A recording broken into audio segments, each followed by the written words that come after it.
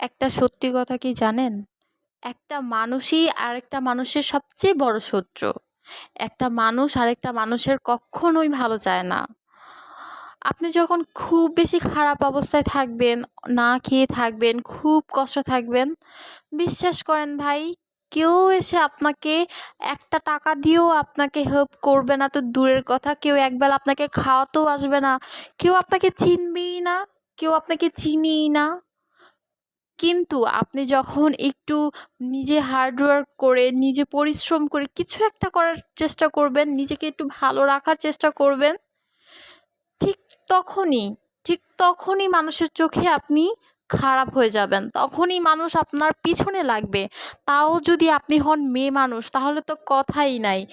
এর মধ্যেও যদি আপনার বাবা না থাকে বা আপনার পাশে দাঁড়ানোর মতো কোনো বড় ভাইয়ের সাপোর্ট না থাকে, তো ওই